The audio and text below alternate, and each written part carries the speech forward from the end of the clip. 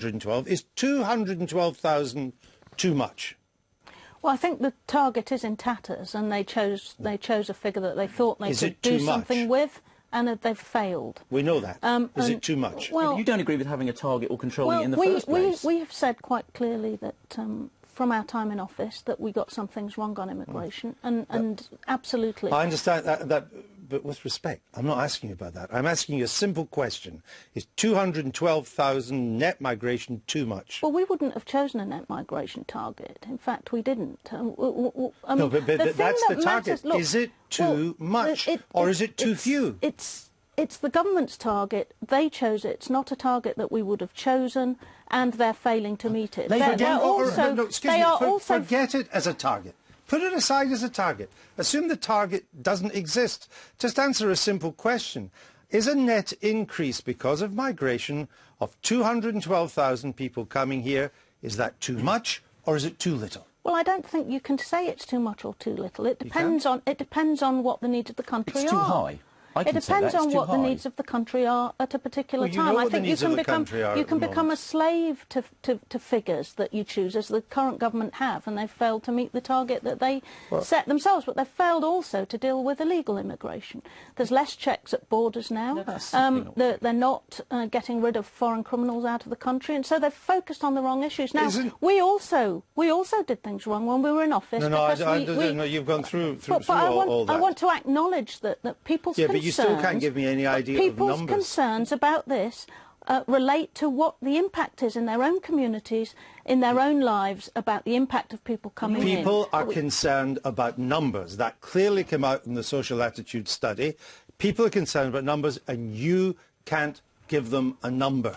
What I'm saying is that people are concerned about the impact of those coming in on their communities. I got this on the doorstep when I knocked on doors in the recent election. No, we've had all And the reality is that people are particularly interested in the impact that this has on their lives and the potential job chances of their children and local services. And if you get some of those issues right, then the concern... All right, I want to come on to the issue of trust for both of you.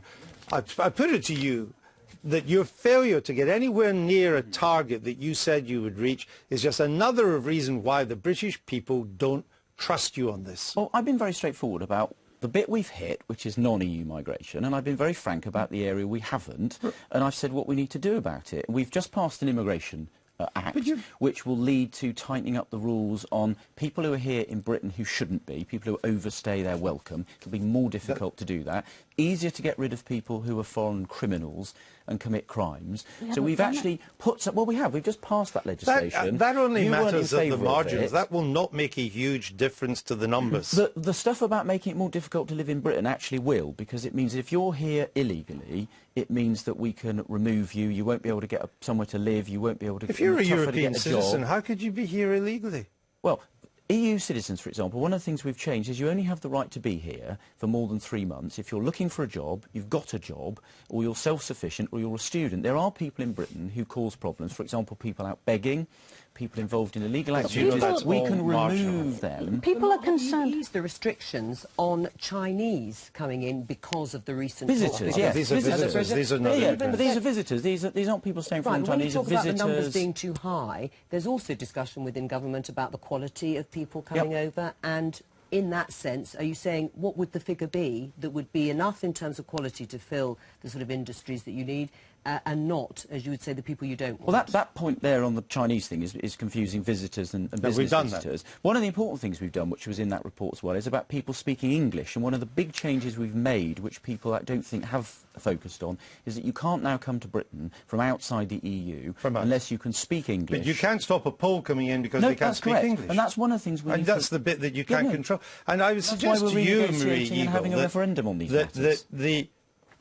Your constant mea culpas, but inability to give us any numbers or any idea of what you think the scale of immigration should be is why the people don't trust you think either. People are concerned about the impact on their communities and the chances, life chances, local services of immigration. They think that they're not allowed to talk about it. People say that you don't want us to talk about it. Well, you encourage them not to. Well, I think we did make mistakes in office, and that is why we have to encourage these debates. The reality is, if I say to people, we're going to stop agencies just recruiting abroad, we're going to strengthen and improve the enforcement of the national minimum wage, we're going to make sure that businesses who recruit abroad because they need a skilled person who they can only get from abroad also has to offer an apprenticeship, so young person here can benefit. And what difference will all that make to the numbers? Well, I think that would depend on the economic circumstances of the time. Well, the economy is growing at the moment, it's doing quite well. What difference would it make now? What matters to people is the impact that this has in their communities, the life chances of their children. Not all Labour politicians think that they should apologise for what alleged, as you say, to have happened in terms of numbers. Quite a few Labour politicians on this programme, including people like Tessa Dale, said there's nothing to apologise for, that actually it led to economic growth. So Labour's not quite unified, are they? I think people have different views within parties and across parties about these issues, but Ed Miliband has been very clear, and so has Yvette Cooper, that we've accepted that we made some mistakes, but we need to go forward, realising that what matters is putting right the abuses that result from people coming into the country and the impact that that has in local communities by way of housing, services, jobs. Okay, thank you both.